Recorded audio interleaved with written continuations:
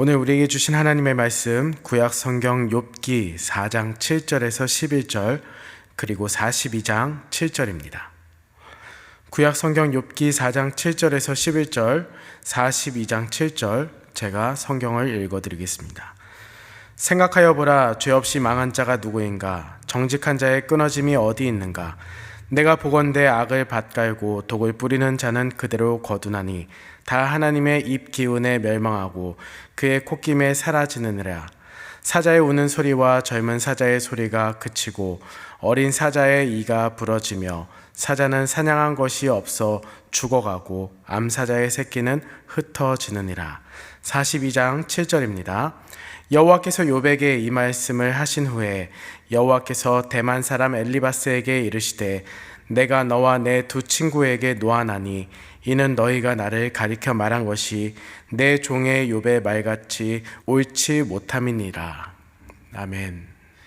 지난 3주간의 욥의 고난의 이야기를 함께 바라보시면서 그럼 이 시대를 살아가는 우리 성도들은 고난 앞에서 어떠한 자세로 서 있어야 할지 함께 살펴보았습니다.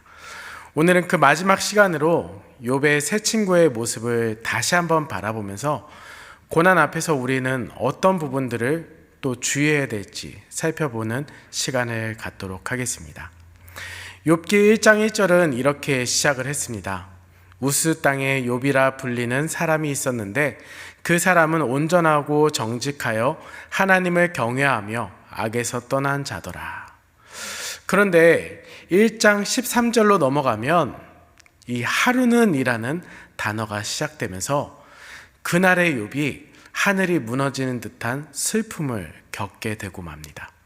욥은 순식간에 모든 재산과 자식을 잃어버리고 말았습니다. 그뿐 아니라 또 하루는 이라고 시작되지는 2장 1절의 모습을 보면 하루아침에 자신마저 병이 들고 말았습니다. 단순한 질병이 아니었습니다. 가볍게 그저 며칠 고생하면 낫는 그런 병이 아니라 말과 글로 표현하기 어려운 극심한 고통을 동반하는 병이었습니다.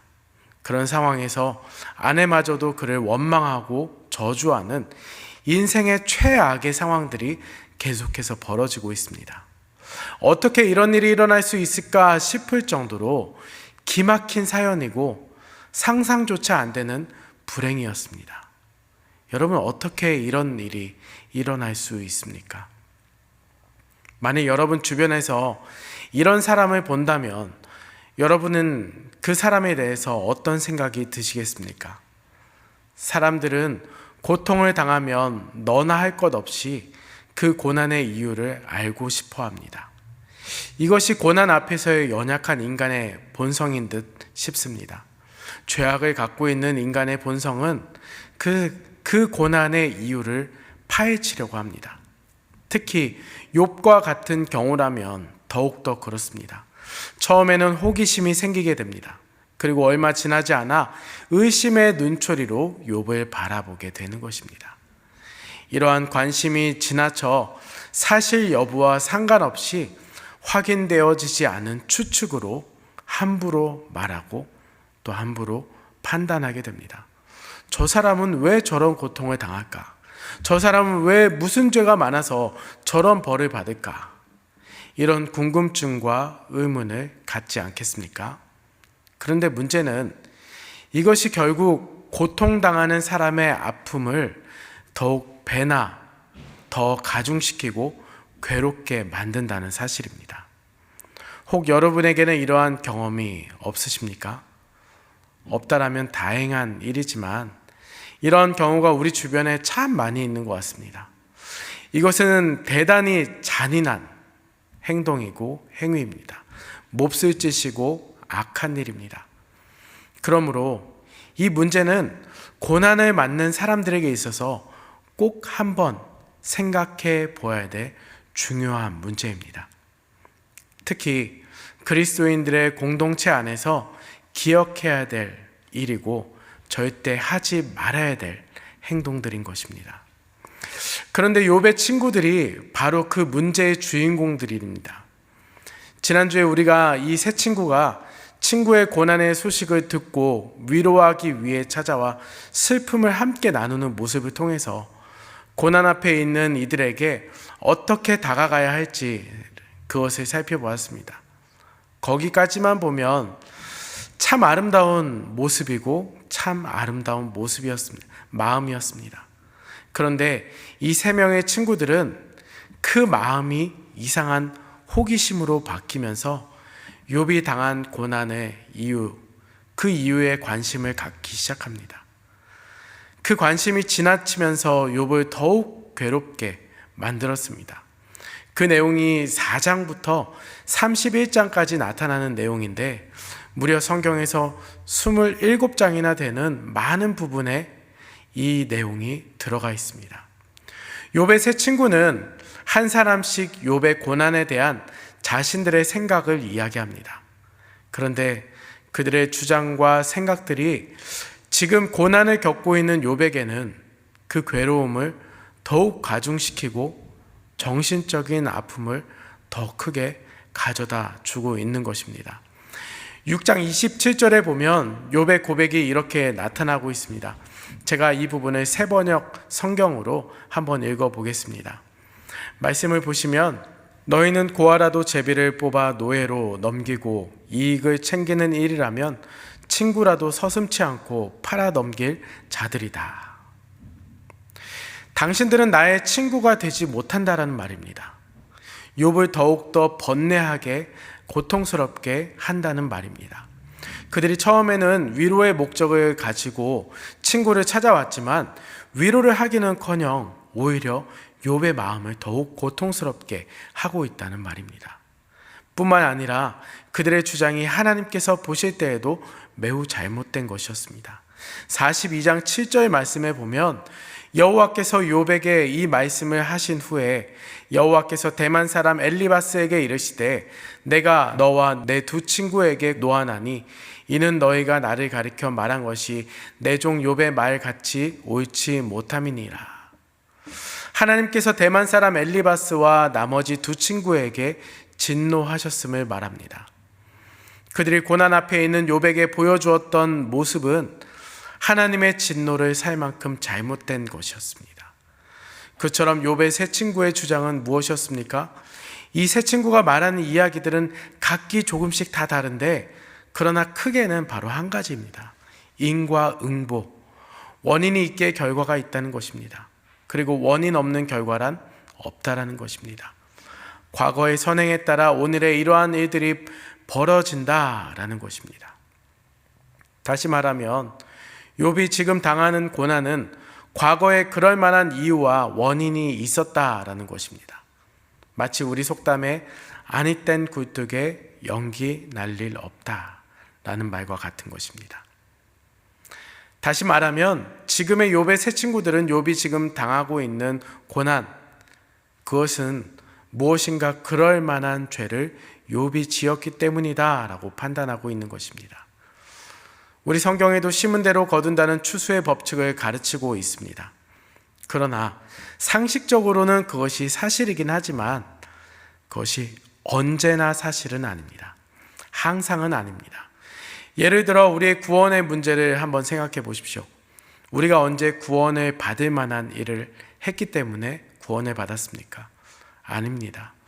에베소서 2장 8절 말씀이 가르치는 대로 너희는 그 은혜에 의하여 믿음으로 말미암아 구원을 받았으니 이것은 너희에게서 난 것이 아니오 하나님의 선물이라 라고 말씀하십니다. 원인이 있기에 결과가 있다는 것, 일반적이긴 하지만 절대적인 것은 아닙니다. 우리가 아는 대로 욥의 경우는 달랐습니다.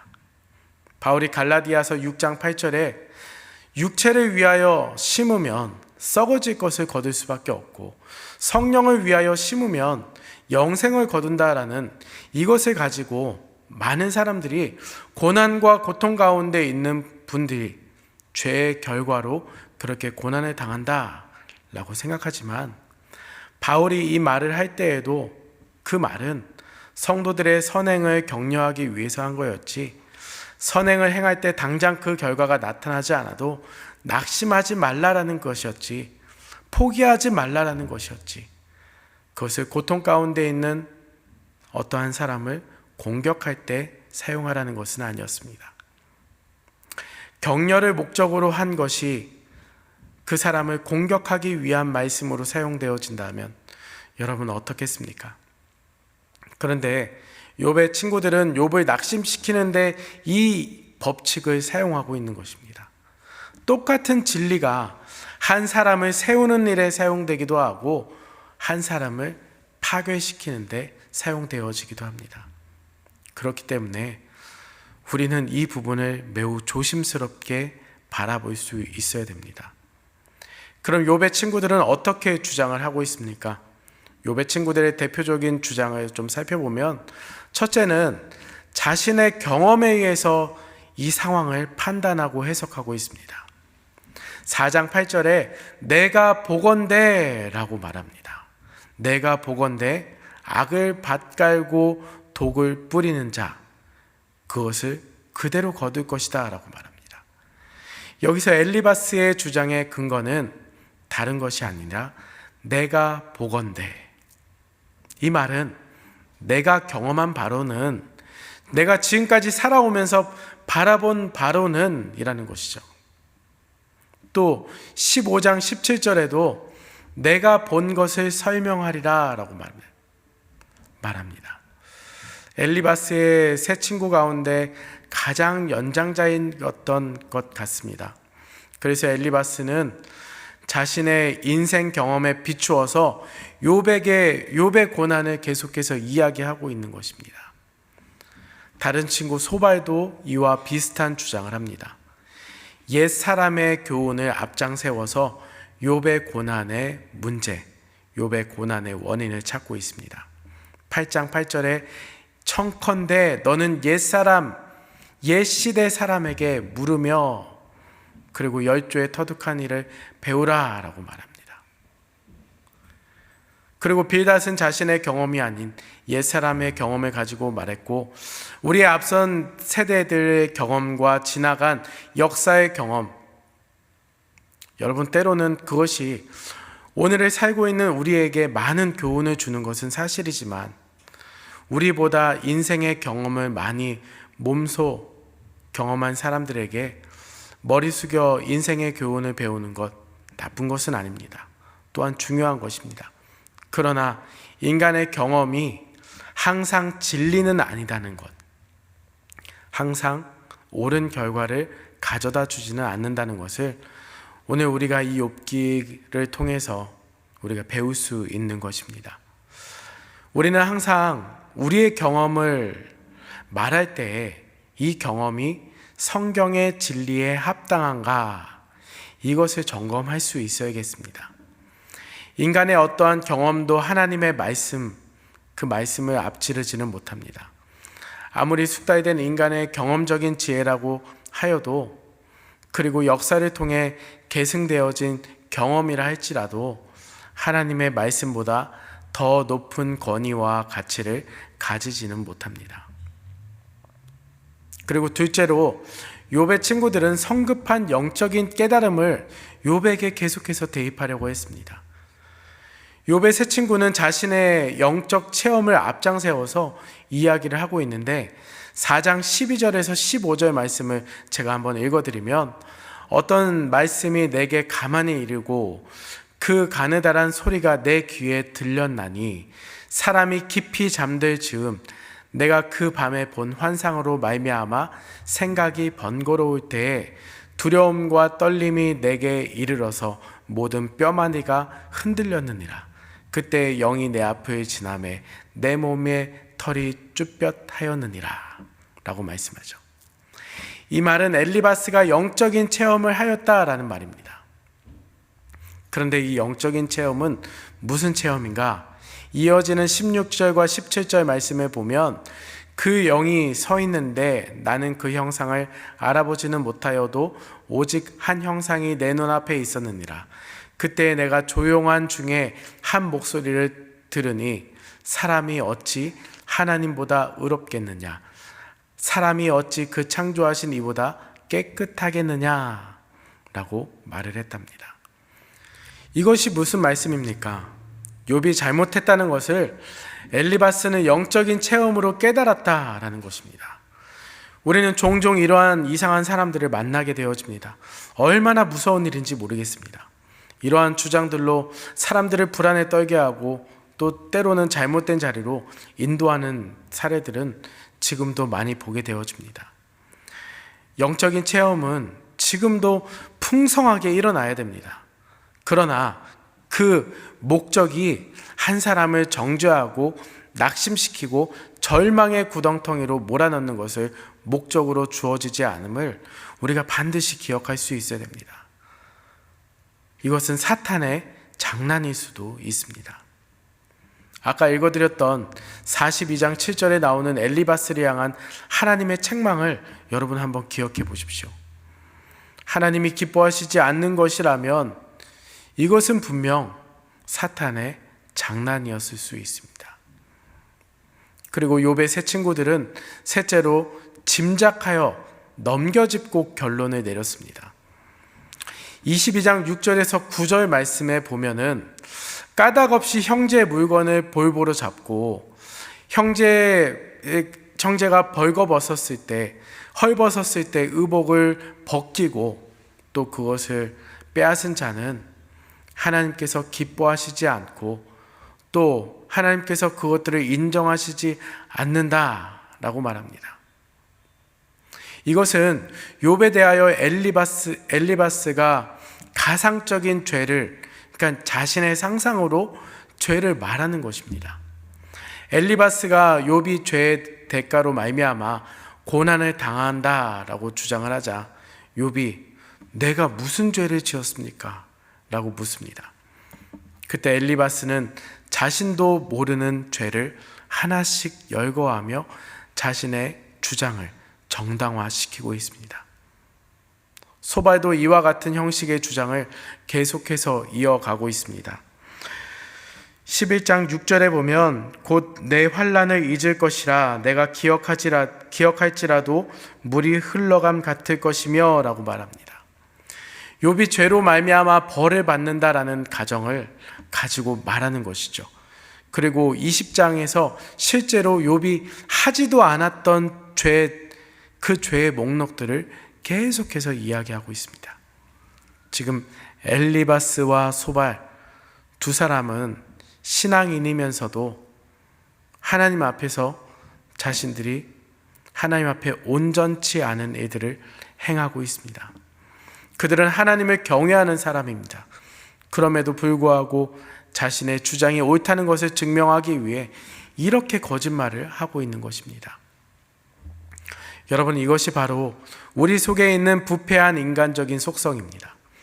허물어져가는 친구의 고통을, 그 고통의 현장에서 자신의 주장을 앞세우는 사람, 고통 가운데 절망의 자리에서 허우적거리는 친구를 바라보면서도 자신의 이야기, 자신의 논리를 계속해서 정당화시키려고 거짓 증거를 꾸며내는, 그렇게 해서라도 승리자가 되어서 하나님 앞에서 자기가 떳떳한 사람이 되고자 하는 그런 완악한 모습이 오늘 이 친구들에게 있다라는 것이고, 그리고 이러한 모습들은 우리 가운데도 나타날 수 있다는 사실입니다. 우리는 이 세 친구들의 주장을 들으면서 몇 가지 깨달아야 할 것이 있습니다. 그것은 욥의 답변을 통해서도 잘 알 수 있는데, 첫째는 위로를 하는 자리가 여러분 잘못하면 고통을 오히려 주는 자리로 바뀔 수 있다는 것입니다. 욥기 16장 2절에서 욥은 친구들의 말 가운데 너희들의 위로는 재난을 주는 위로라 라고 했습니다. 그 위로로 인해서 힘을 얻기는커녕 더 큰 아픔을 겪는다는 것입니다. 욥의 세 친구들은 위로자로 욥을 찾아왔습니다. 그러나 결국 그들은 욥을 더욱 괴롭게 하는 자들 그 자리에 서고 말았습니다. 그 이유가 무엇입니까? 고난의 이유를 잘못 설명하려는 모습들이 있었기 때문입니다. 그리고 둘째는, 그렇기 때문에 우리는 고통을 당하는 사람들 앞에서 함부로 그 고통의 이유를 추측하려거나 설명하려고 해서는 안 된다는 것입니다. 욥은 세 친구에게 막연한 추측을 멈춰라 라고 했습니다. 사람이 당하는 고통에 대해서 사람은 충분한 이유와 만족한 대답을 주지 못합니다. 여러분, 고통 가운데 있는 이에게 위로를 해보신 적이 있습니까? 여러분의 위로가 그 사람의 아픔을 다 달래줄 수 있을 것이라 생각하셨습니까? 혹 반대의 경우, 여러분 고난 가운데, 고통 가운데 있을 때 어떤 한 사람의 위로의 메시지, 행동으로 인해서 모든 아픔과 슬픔이 다 사라진 적이 있습니까? 우리는 그렇게 하지 못합니다. 그런데 우리는 다른 사람의 고통에 대해서 너무 쉽게 말하는 습관들을 가지고 있습니다. 너무 쉽게 판단하는 버릇들이 있습니다. 그러나 우리의 일반적인 상식이 절대적인 것이 아니어야 됨을 우리는 알아야 됩니다. 우리는 아니땐 굴뚝에도 연기가 날 수 있음을 알아야 됩니다. 여러분, 아니땐 굴뚝에도 연기를 나게 하는 놀라운 마술 같은 솜씨를 가진 자들임을 알아야 됩니다. 그렇기 때문에 그것이 얼마나 잔인한 일인지 우리는 알고 있어야 됩니다. 우리의 잘못 내뱉는 말 한마디 때문에 내가 위로하려고 했던 이가 오히려 더 큰 고통을 당하는 자의 큰 상처를 남기게 되어주고 더욱 쓰리고 아픈 상황을 만들 수가 있음을 우리는 알아야 됩니다. 셋째는, 고통을 당하는 사람에게는 여러분 결코 책망의 말이 위로가 될 수 없습니다. 욥은 친구들에게 이 친구들아 이제 책망을 멈춰라 라고 말했습니다. 고난당하는 사람을 책망하는 일은 그 사람을 더욱 낙심시키고 낙담하게 만드는 것입니다. 혹여나 책망한 일이 있을 때라도 우리는 조심해야 되는 것입니다. 내가 그럴 줄 알았다. 내가 그래도 그렇게 당해도 싸. 네가 당하는 고난, 더 큰 고난이 너에게 올 것이야. 라는 이러한 말은 절대 우리가 해서는 안 된 말입니다. 그리고 넷째는, 이 친구들의 말이 그들 나름대로는 다 정당한 말이라는 것입니다. 그들 자체적으로 말하는 논리에 의하면 그들에게 자기 자신이 바라볼 때 틀린 말은 없었습니다. 그런데 말 자체가 틀린 말이 아니라 분명히 인간의 고난과 관련이 있고 또 가능성이 있는 말, 그것이었기 때문에 말하는 데 있어서 중요한 것은요, 상호작용, 상황에 대한 적용이 잘못되었다라는 것입니다. 여러분, 옳은 말이라고 해서 다 선하고 유익한 말은 아닙니다. 오늘날에도 욥의 세 친구와 같은 인물들이 우리 주변에 있을 것입니다. 혹 저와 여러분은 아니기를 바랍니다. 고난 앞에 우리가 설 때에 우리들이 극심한 좌절과 고난 중에서 오히려 풍성한 은혜를 받아 누리는 역설의 법칙이 우리를 통해 고난 앞에 선 우리의 이웃이 우리를 통해 하나님의 위로와 은혜를 경험하는 세상이 감당할 수 없는 진실한 그리스도인으로 거듭나야 할 것입니다. 그렇기 때문에 항상 나의 생각과 말과 행동이 지금 고난을 당하고 있는 이에게 위로를 가져다 줄 것인가, 그의 마음을 따뜻하게 품어줄 수 있을 것인가, 우리가 바라보아야 될 것입니다. 한 영혼을 살리는 일입니다. 그 사람의 인생이 달린 일입니다. 우리의 가벼운 말이, 우리의 가벼운 행동이 그 사람을 더욱더 아프게 하는 일이 절대로 없어야 할 것입니다. 또한 여러분, 우리의 모습이 정말로 우리를 통하여 역사하시는 하나님의 위로가 나타나기를 원합니다. 우리의 모습이 우리를 통하여 한 영혼이 좌절과 고통 가운데 있다가 주님을 바라보게 하는 그런 위로의 전달자가 되기를 원합니다. 사랑의 전달자가 되기를 원합니다. 그러면 그렇게 변화되어지는, 위로받고 사랑을 경험한 사람이 세상이 감당할 수 없는 진실한 그리스도인으로 거듭나게 되며 고난 중에서 우리를 통해 역사하시고 섭리하시는 그 주님의 은혜를 풍성하게 누리게 될 줄로 믿습니다. 고난 앞에서 우리는 정죄하는 자가 아니라 바른 말을 하여서 그 사람의 마음을 더욱더 아프게 하는 자가 아니라 하나님의 마음으로 또 그 영혼에게 다가가 위로와 평강을 가져다 주는 사랑의 메신저로 사용되어질 수 있기를 간절히 축복합니다.